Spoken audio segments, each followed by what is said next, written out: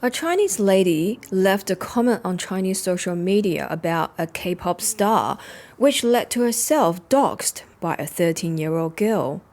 The 13-year-old girl is the daughter of the vice president of Baidu. So did she have access to Baidu's database? Why did she dox the lady?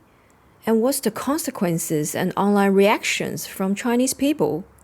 Let's dive into this together in today's episode. Hi everyone, this is Jing. Toilet bowl this time! I am so sorry that it took me a while to produce this new episode because I have been traveling overseas in the past weeks. And this incident blew up in mid-March on Chinese social media everywhere.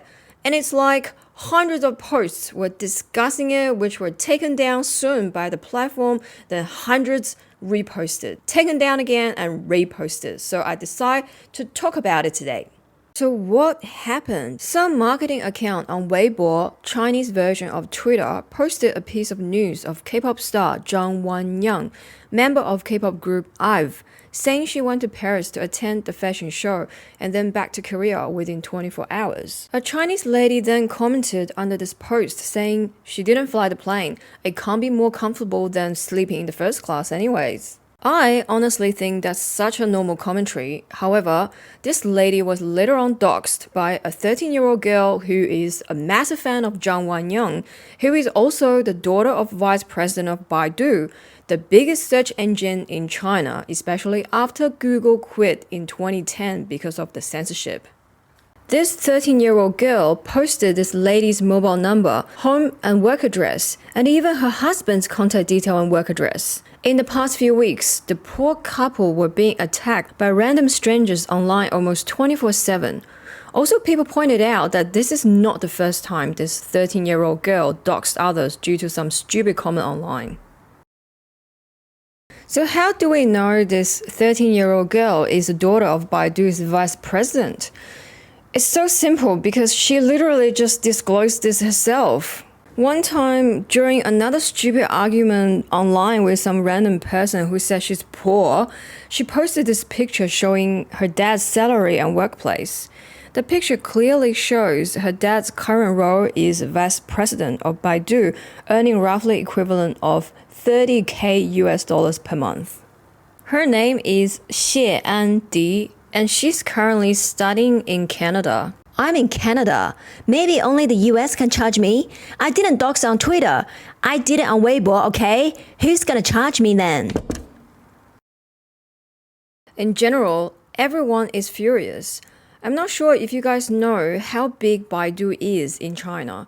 I don't want to say it's like Google in the rest of the world, as it is nothing like Google, like operation-wise, but it is pretty much the biggest mainstream search engine in China in the past decade. People are extremely angry and worried because this means everyone can be doxxed, as most people in China use Baidu. Mind you, Baidu doesn't just do search engine in China, it provides like maps, online drives or cloud services, online forums, streaming services, and some AI products, etc., etc. Her parents should have used those minutes of producing her to take a walk instead. Plebs like me would be sent to prison for sure if I dox anyone. Everyone should just delete their account. There's no point at this stage to even uninstall it anymore. She's a minor and has made a mistake. Her parents should take full responsibility. How come people who raised a kid like this are the vice president in a large company dealing with massive data? It's scary as. After this incident blew up on Chinese social media, this Baidu executive responded on his WeChat saying, "Recently, my daughter had an argument online. Out of her emotional burst, she posted others' personal info that she accessed through overseas forum on her account, which caused her own personal info exposed, leading to the spreading of negative speech. As a father, I didn't notice this soon enough and failed to provide guidance on how to solve the issue correctly. I failed to teach her how to respect and protect others and her own privacy. I felt guilty. In regard to this incident, I've communicated with her and have seriously criticized what she's done. I apologize to everyone that has been affected by this. Apart from this WeChat apology, Baidu also released this announcement basically saying three things. 1.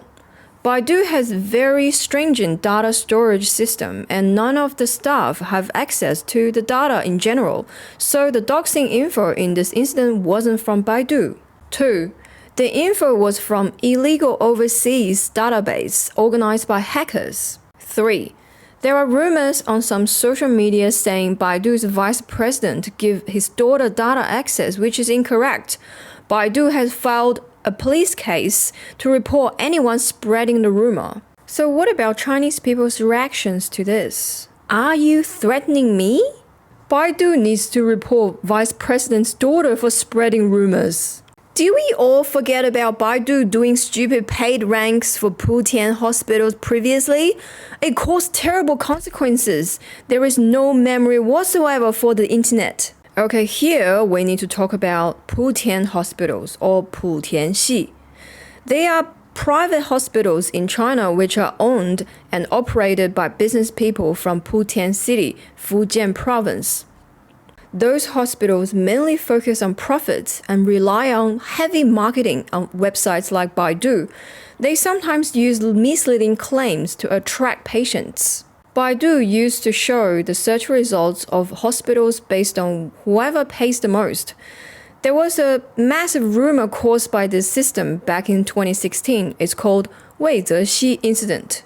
Wei Xi was a 21-year-old Chinese college student diagnosed with a rare form of cancer. He searched online for treatment and found a hospital promoted at the top of Baidu's search results. It's one of those Putian hospitals. In that hospital, Wei received an experimental and unproven treatment that failed and cost his family large sums of money.